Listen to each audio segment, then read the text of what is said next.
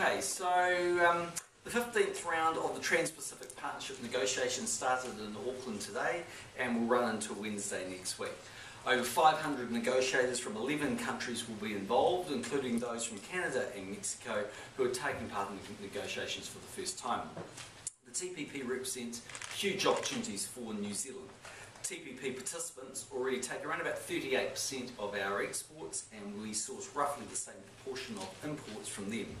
Collectively, the 11 TPP economies represent around $21 trillion in GDP. A comprehensive 21st century agreement would provide many more opportunities for New Zealand businesses to grow their trade and investment in the region. Economic forecasts are unanimous on one point, that the Asia-Pacific region will drive economic growth opportunities in the coming years. We need to be at the centre of that. The latest forecast suggests the gains for New Zealand from a free trade agreement with the current 11 TPP economies could be as high as 1.4% of GDP, or roughly US $2.9 billion. That's the value of the deal to the New Zealand economy. At a time when the global economy is facing significant headwinds, we can't afford to be sitting on the sideline. That's why TPP leaders met recently in Cambodia and agreed to aim to wrap up a deal in the coming year. That's a challenging timeline, I might add. The negotiation is complex. We're dealing with a range of sensitive issues across a number of very different economies, but we are committed to giving this thing a big push, and the Auckland round is our opportunity to build momentum when it comes to these negotiations. We'll also do our part to keep ambitions high. We want a TPP that eliminates all tariffs, including on sensitive products. TPP needs to be a truly regional agreement that facilitates trade and investments across the Asia Pacific and supports the integration of more New Zealand businesses into the regional supply chains.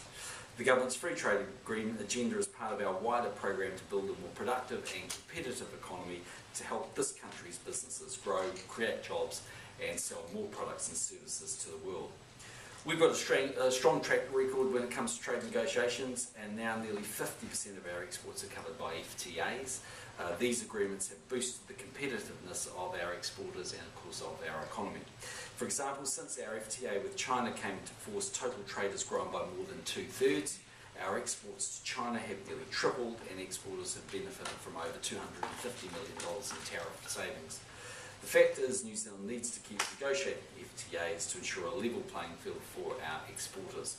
As I said earlier, we need to be at the forefront of ensuring our exporters remain competitive in Asia, and we can't afford to be left out. Just when it comes to Canterbury Earthquake Royal Commission, last week you'll be aware that the government received the third and final part of the Canterbury Earthquakes Royal Commission report, that is volumes 5 to 7. The last part of the Royal Commission's report covers a number of things, including the investigation into the collapse of the CTV building, the roles and responsibilities in the building sector, including the assessment of buildings after earthquakes, the training of civil engineers and the organisation and regulation of the engineering profession, the building consents process and local government's management of earthquake risk. The delivery of the third and final part of the report last week means the Royal Commission has now delivered its full report, which comprises 7 volumes in total. The full report is more than 1,100 pages long and contains 189 recommendations in total. I'd like to thank Justice Mark Cooper, who chaired the Royal Commission, and the other commissioners, Sir Ron Carter and Professor Richard Fenwick, for their work. They oversaw an inquiry which was incredibly broad and complex and involved a lot of technical detail. The Royal Commission's report and its recommendations have potentially wide-ranging implications for the entire country, not just, of course, Christchurch and the Canterbury region. The government's publicly released the first 3 volumes of the Royal Commission's report on the 23rd of August of this year. We accepted all of the 70 recommendations contained in those first 3 volumes. Some of these recommendations have already been implemented, while others have been worked on or will be worked on over the next few years.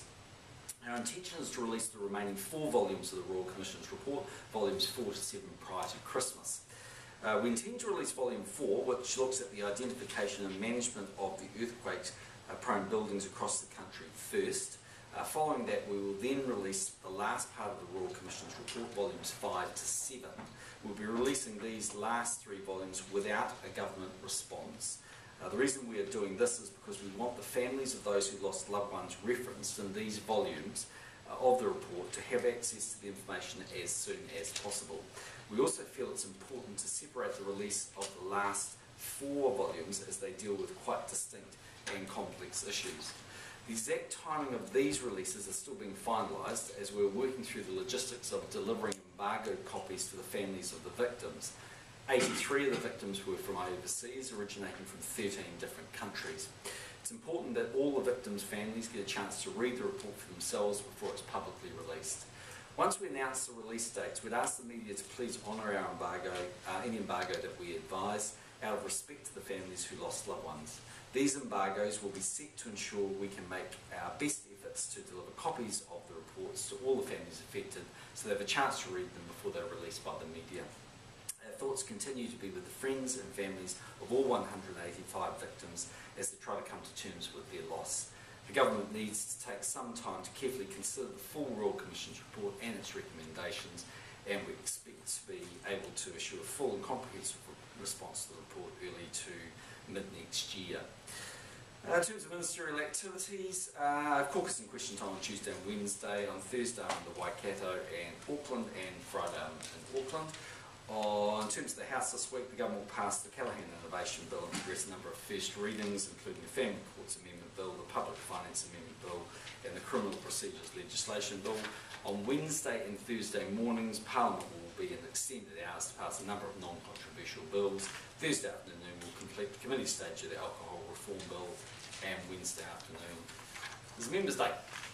Questions? Why is the David Bain compensation bid being held up?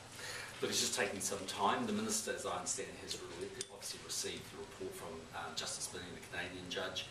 She is now considering elements of that advice. She's sought advice from another QC, and when she's in a position to be able to give Cabinet an update of her recommendations, then we'll be in a position to give you more information. Is there a problem with some of the recommendations? Well, I think it's fair to say she wanted further advice and clarification of some of the points made in the report. I haven't had a full briefing from her. I've had obviously a bit of an update, but that's really been about it, and I'm not aware of the progress she's made with the QC or when she'll be able to fully update you, but my expectations will be sometime next year, not this year. The amount of compensation he's recommended, is that the problem? I don't want to really go into the details of that. She's working through a number of different issues. It's been better up to next year. Can you tell us what recommendations she's taking issue with? Well, I don't think it would be helpful for me to sort of intersect myself in the middle of all this while she's still undertaking the advice, and I'm just not aware of whether the advice she's got from the QC has come back to her yet, and what she thinks of that. So it's very much a work in progress at the moment. Can you tell us who the QC is? I think it's Rob Fisher from memory. I could be wrong, but I'm pretty sure it's Rob Fisher. Is this a question of seeking advice until you get the answer you want? No, I don't think so. I think she had some concerns, or at least issues she wanted to flesh out a bit more before she took the next step. There'll be a lot of public interest in what happens here, and obviously the government needs to ensure that it's fair. The government is still considering compensation for David Bain? Look, I wouldn't want to characterise that. The government needs to consider the recommendations from both Justice Binney and then ultimately final recommendations that the Minister makes to Cabinet. So perhaps not. Well, I don't want to go into all of those details because again it's just too little. Will that report ever be released publicly? I don't know the answer to that. I mean, very possibly, but I can't be sure of that. The government thinks it's legally privileged. It's generally not allowed to be released. It may not be, but I'm not sure. Do you know why there were 2 US deaths on the tarmac of Wellington Airport last week? And pretty limited details. My understanding is one of them was, I think, an official type person going down to the ice, so they went down to Christchurch, and the second one was an official who came to visit one of the intelligence agencies in New Zealand. But who the official was, I don't know the person's name. What business they were doing, I don't know, but they were here in New Zealand on the meeting. were they CIA? I don't know the particular agency. They were from the United States. Was it a spy agency? They were visiting an intelligence agency in New Zealand, but the basis of the particular individual. How long were they here for? Did they tell you about it before they came? Well, I was aware there was a meeting here. I don't know how long they were here for. Probably someone in the notes, but I can't remember a few days. If they were here to visit a New Zealand intelligence agency, is it fair to say that they are from an intelligence agency in the US? That's a pretty logical conclusion, but I just simply don't know. Given that that fits under your responsibilities, are you going to seek more information? Not really. I mean, it was an officials type level meeting, and I mean, we have a number of partner countries around the world. I'm to New Zealand, they have to be at a certain level if they can use the plane, as I understand it, under the US rules. So they're obviously pretty senior, but they're an official. They didn't seek to meet a minister, they didn't meet ministers. Are you So it's limited in what you can say because of the issues surrounding it and who they work for? I don't think so. We just don't normally go into sort of extensive details of there's nothing terribly secretive about it. If it was, you wouldn't probably park a US plane at Wellington Airport in full view. But anyway, it's just that it's really at the officials level rather than the ministerial level. So it's just one official from the US, there weren't any other officials from any other country? No, I think there may have been others. I don't know the exact details, but it was. So was it a Five Eyes meeting? No, I wouldn't describe it that way. The head of the National Security Agency has been here before and not met ministers. Was it as senior as that? I don't think it was that high, but it would be reasonably senior to be travelling their own plane. And you're not even a little bit curious as to who it was and why they were here? Well, I have a broad idea that why they were here, but I don't know the individual's name. I can't recall it. Maybe in a piece of paper somewhere, but I can't recall it. On the issue of Hillside, Yep. they're blaming National for the 90 job losses. Is that fair? Well, firstly, when someone loses their job, that's a very serious issue. I understand that completely. In defence of the government, those decisions are made by the board and management of KiwiRail. When the board informed us of the likely intention to close Hillside, we pushed back reasonably strongly and asked them to go and really fully examine that decision. Partly, that's a movement of some operations or some work at least to the lower Hutt operation, but essentially KiwiRail's perspective was it just wasn't viable to keep Hillside going. They obviously looked for a buyer, they found that for the foundry, not for the other jobs. I think that's extremely regrettable, but short of the government providing a subsidy to KiwiRail, it wouldn't have been possible to maintain it. So you think they're incorrect to blame the government for these losses? Well, I understand why people feel angry when they lose their job, but I'm simply saying that in the end that decision's actually made by KiwiRail. The only way the government could have overridden that decision was financially compensate KiwiRail. We just don't normally act in that way. John Hammerberry made some disparaging remarks about Paul Bennett. What's your response to that? Well, I'm not really going to dignify the response, but I think, if you look at the heart of what those comments were about, they're about all the reasons why he disagrees with the Labour Party, that he's just rejoined. And what it shows you is the divisions within the Labour Party are very deep and just got deeper. Is he a misogynist and would you have him in your party? I don't know, I'll leave others to judge on that. Prime Minister, the decision from the Commerce Commission today on copper access to copper network, how concerned are you that that carries a seed of undermining of the UFB investment? So the first thing I'd say is it's a very significant decision, but it is nevertheless an interim decision. So last time the Commerce Commission had an interim decision, it was about unbundled copper lines, and in the end they went back and substantially changed that. So this isn't a final decision. Secondly, there is the government needs to go away and fully assess that, but in its current form it would be very problematic. Prime Minister, just our poll tonight shows 2/3 of people want some sort of government intervention in the property market. Yeah. Are there any measures you can take beyond what you announced in the last couple of months around housing affordability? Well, I think that your question was about lowering property prices. So, look, what I'd say is, it's not the government's intention to lower property prices. That would actually undermine the value of everyone's home in New Zealand. That probably wouldn't be welcomed by the bulk of New Zealanders, certainly not homeowners. Certainly the government doesn't want to see rapidly escalating property prices, because that's probably not in anybody's best interest. And the plan that we've got around release of land, Resource Management Act reforms and reforms to the building industry, I think will help address some of those issues about rampant increases. Because when you really look at what's happening to property prices around New Zealand, as was indicated on the front page of the Herald today, it's very much an Auckland story. To a certain degree, the rest of the country's had quite flat property prices over the last 5 years. So the only other point I'd make is that at one level, the biggest single driver about whether people can afford to have a home or not is their capacity to service the mortgage, and we've got interest rates on a 50-year low. So that is at least good news for both homeowners and potential homeowners. So you're prepared to leverage the markets? Well, we are looking at genuine ways that we can fix what is not solely, but more a more pronounced Auckland problem, and that is very much land supply. I mean, if you go and have a look at this sort of pipe dream of labour that they're going to build 100,000 houses for $300,000, if they're going to do it in Auckland, they're going to build it on the cloud, because they're not going to get a section for $50,000 in Auckland easily. Around the rest of the country, you might be able to. There's plenty of places where you can buy a house for $300,000, but it's an Auckland-based issue. So if you want to deal with that issue, some sort of small subsidy to a homeowner isn't going to fix the problem. You've got to fix land supply issues in Auckland. On the Commerce Commission report, are you saying that the interim report, if that was enacted, it would be very problematic? Could be. I mean, it has significant implications both for the company and for ultra-fast broadband, so we just need to go away. So what are they? would you... Well, it substantially reduces the income of that company, its capacity around ultra-fast broadband, so we need to go and have a look at that. So would you legislate around it? Well, let's see how it goes. It's an interim decision by the Commerce Commission. Last time they had an interim finding, they went back and changed it.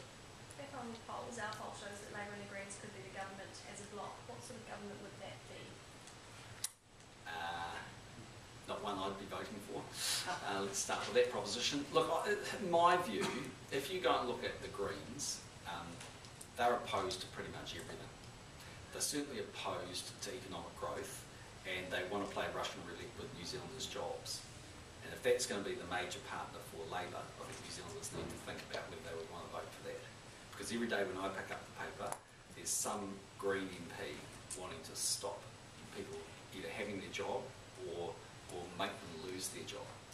So say, for example, Russell Norman demanded and was given a senior portfolio, like finance, for example. What sort of government would that be?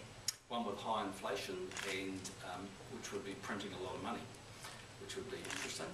Didn't work so well for Zimbabwe or Argentina, but you know. Are you I'm counting Russell Norman. He's again criticised the banks for making excessive profits, and he's accused the Reserve Bank governor of having a bias in favour of the Australian-owned banks.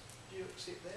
Well, that's just nonsense. I mean, the guy's been back in the country for all of a few months, where he's been at the World Bank for years. There's no evidence that Graham Wheeler is biased towards the Australian banks. I mean, the reality of the New Zealand banking system is it's dominated by Australian-owned banks. That's true, but that's been there for a very long period of time. Whether they're making excessive profits or not, well, you know, again, Kiwi Bank's in a position to grow, but if they are excessive, you know, common logic will tell you more people will come into that market. Russell Norman also says that you should set up a board which makes a decision around interest rates rather than leaving it to a single figure, the governor. Do you think there's any merit in that? Well, that's been looked at in a number of reviews, and I think in one or two of the reviews around monetary policy, it's really been the only area where they've significantly come up with an idea that a few people have agreed with. Look, it's possible, but would a group of individuals make any different decisions to the individual decisions made by Alan Bollard in the past and Don Rash before him and now Graham Wheeler? Look, maybe at the margins, but I'd be surprised enormously. I mean, if you look at somebody like the Fed, where there's a board where they make the decision, sometimes you'll get a dissenting voice, or Bank of England, sometimes you'll get a dissenting voice. So at the margins, it might make a decision, but I wouldn't think very much. Is it helpful for the rebalancing of our economy, though, for the Australian-owned banks to be lending hand over foot to the Auckland property market and all the problems that creates? It's not desirable for anybody, is it? Well, there's a couple of things, isn't there? I mean, firstly, because property prices are higher in Auckland, typically wages are higher in Auckland, but because property prices are higher, it's natural that people might need to borrow more there, so the loan-to-value ratio is likely to be higher in Auckland. I think secondly, the Reserve Bank's given it, or where the government essentially has given the Reserve Bank considerable powers to limit that loan-to-value ratio and limit the amount the banks can lend. But any consumer can effectively go around that. I mean, all historical attempts to stop that haven't been very successful. You can certainly protect the bank's balance sheets from overexposure to the property market, but the capacity for someone to go to their friend or their lawyer or some other institution to get that other piece of equity that they don't have is always. So would you like the Reserve Bank perhaps to be tougher with that, with those ratios? Well, I think the moves that we've taken are prudent ones, because if you go back to what happened between sort of 2000 and 2008, fundamentally that was a consumer credit boom that led to a lot of debt being racked up by New Zealanders, and New Zealand at the private sector level becoming much more indebted, and those rampantly escalating property prices actually don't help anybody, because in the end they cause property bubbles. There's too much debt, it's hard for people to get in the market, and over time it doesn't actually really help you. So it's what we've always said. I think you need, you're always going to get some form of inflation escalation in property prices, but you don't want rampant. But aren't we going back to the same prices. situation? The current account deficit is forecast to go back up over 6%, so you have the credit rating agencies on your back over that, and we've got the same problem with the dollar, money flooding into the country. We're back to where we were, aren't we? No, at one level, because if you look at what consumer patterns are, consumers are being very cautious now. So they are saving. We've been in positive savings territory for the last 2 or 3 years. That was just not the case over the last decade before that, so that's slightly different. I think there's an international conservatism. So if you go back and look at why the September quarter was weak, and we can see if retail sales, and goodness knows what GDP will be, but probably a weak number for the quarter, I think that in part was driven by the fact that New Zealanders looked at what was happening in Greece and Europe around that time, and that continues to influence their behaviour. In fact, it's one of the reasons why I think they've supported the national government, because we've been fiscally pretty conservative, and they're being very conservative with their own income. So I don't think that's right. I think that there's different issues happening in terms of what. Do you worry, given that and I see Treasury today is also suggesting a slowdown in the second half of the year, that your ability to get back surpluses is going to be even harder? Well, the high food numbers will come out in the latter part of the year, so I can't say too much about that, except I'm not uncomfortable with what I'm seeing. The second thing I'd say is that I think clearly the September quarter was weak. If you look at the HLFS numbers, you look at the retail sales number, I've got no clue what GDP will be, but imagine it'll be a weak number for GDP quarter. The advice we're getting at the moment is the fourth quarter is stronger. Certainly the interim advice I keep getting from the Treasury is that the numbers are better for the fourth quarter.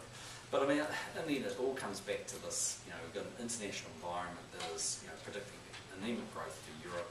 The US has got its fair share of problems, and we have a bit of a slowdown in China. I mean, they're the practicalities of being in government at the moment, and that's what we're dealing with. Do you think the credit rating agencies will give you some grace though, if you don't, given that? They're not unrealistic, but anyone who thinks that we can just abandon getting back into surplus, within QE of the sort of date we've said, and just abandon that with no ramifications, I think is misleading themselves. We have high levels of private sector debt. They're conscious of our current account deficit, and they've only got a certain amount of patience. If you're not uncomfortable with what you're saying, is that surplus track still on track? Well, you have to wait and see the numbers, but I mean, in the end, these are sort of 6 monthly updates you're going to get all the time. You're going to get another round in the budget. Whatever number they tell you at the end of this year, that won't be the number in 2015. I mean, it's never that perfect a science, but the track is absolutely the right track. If you consider that we had an $18 billion deficit last year, $9 billion this year, I think everyone will be reasonably comfortable with what they see in a couple of years' time. In terms of just going back to the LVR, you don't seem too much of a fan of LVR ratio, so that's... No, I think I wouldn't characterise that. What I'd say is I think the fact that the bank is taking a much more hands-on, conservative, prudent view of being able to manage that is absolutely the right thing to do, just as they've been looking at for a variety of reasons, their capital ratios and all those things. All I'm simply saying is that is one element of the equation, and it's always possible people go around that. So in terms of capital ratios, is there any talk around the cabinet table or in your briefings about their ability? I think it's one of Gareth Morgan's major criticisms is how their banks are allowed to lend more on mortgages than some business lending. Is there any talk about tweaking that thing? Well, I can't recall anything I've seen other than the work I saw that was advising the Reserve Bank on the changes they made. I can't recall anything recent. Bill English may have seen some stuff that I can't recall. Are you confident of a return to surplus in 14-15 still? That's the same question as the other one, but like I say, I'm not uncomfortable with anything I've seen so far. Prime Minister, our poll also shows that David Shearer could beat you to be Prime Minister, even though he needs a Labour This is a Party cheery afternoon. that gets far fewer seats than National. How do you think that will go down? Well, my sense of the New Zealand public is that they think whoever the largest party is has a moral mandate to govern. But we live in an MMP world, and in an MMP world it's always possible that a coalition of the unwilling could beat the largest party. I mean, in the end, National's got to go and work its way through those issues, just like the other parties do. Do you think New Zealand's ready for a minority leader? Well, let's sort of see. Let's wait and see. We're a long way away from an election. I mean, we're a couple of years away. Whatever the numbers we produced this week or last week, I mean, in a month's time, they're all going to be again different in 2 years' time. Just on the Are you subsidy banking on- convention are you thing, banking- Bill, has Cabinet received the Auditor General report yet? No, You know when you're due to receive it? I don't know. So I hope we can get on with it sooner as opposed to later, but I haven't seen it yet. Just on the US intelligence official visit, Yeah. did it have anything to do with Kim.com? I don't understand the term that, no. It's not. Would you have been told if it was? Well, I know the basis of that, they had a meeting, so there's a meeting here, so that's all I know. On the Murray Council case, given the inevitability of appeals, would you expect the Crown to try to push go to the Supreme Court and overlead the Court of Appeal?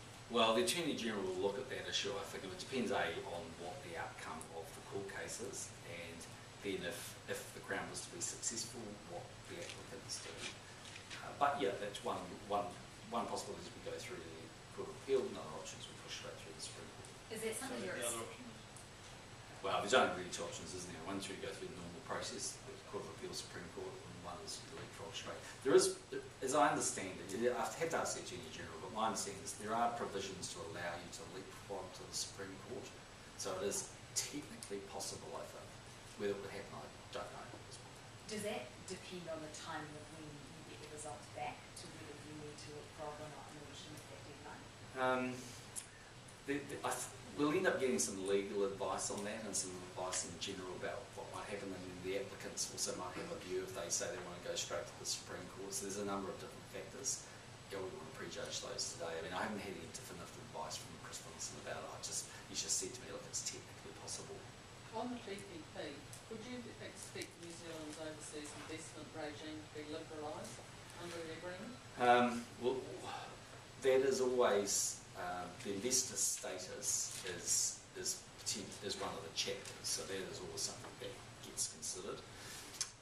What changes may or may not occur is again subject to negotiations, but as you're aware, I mean, with CER, for instance, there are substantially different rules than there are to the that apply to other countries that sit outside that. The only thing I would say is even with CER, it excludes, I think CER, certainly China, FTA, I think CER as well, they exclude, for instance, sensitive land and other issues. So it's always possible to carve things out. And you can decide what sensitive land is. Yes, as I understand it, but I mean, again, it's all part of the overall negotiations. And you made some changes in 2010, I think it was, after the... We have with Australia, so I think it's 477 million for an Australian company coming this way, and we're $1 billion change going that way. But I think also following the May Wang debacle following with Croker Farms, would you be able to make those kind of changes, giving more ministerial discretion, I think? I think all of that's possible, but I'd have to look. It's just a chapter that's in there. Just one more question on the main Yeah. compensation. His lawyers said it's disappointing that the government's questioning an independent judge. Given the time he spent on this, shouldn't the government be accepting his findings? Well, I think the Minister of Justice needs to be able to go to the Cabinet and have confidence in her recommendations, and clearly she feels she needs more advice to have that level of confidence. Will the Cabinet's view on whether David Bain is guilty or not have any bearing on your decision? Well, I don't think that would be the nature of the advice. There's a certain test you have to meet to be eligible for compensation. And so the question will be, in the first instance, does David Bain meet that test? So if most of the Cabinet think he is guilty, you will put that aside and look at the report and the test. Well, there's a test, isn't there? And the test is, it's a different, I can't remember exactly the level to it, it's a different test to beyond reasonable doubt. And so essentially you have to be able to prove that you didn't do it as opposed to it's beyond reasonable doubt. And so the point would be the recommendation would have to be able to say to the Cabinet, and therefore I would have thought via the Minister, that he has met that test. Can I just clarify on the Commerce Commission? You're not ruling out potentially looking at this if the final report comes back, confirms the interim report. No, I'm not ruling that out. You're not ruling out legislating? No, I'm not ruling that out. Just on your election prospects again. Are you banking or counting or aiming on getting enough votes to govern alone, getting across that 50% mark? Or are you going to do something about shoring up the support party as they're looking at it?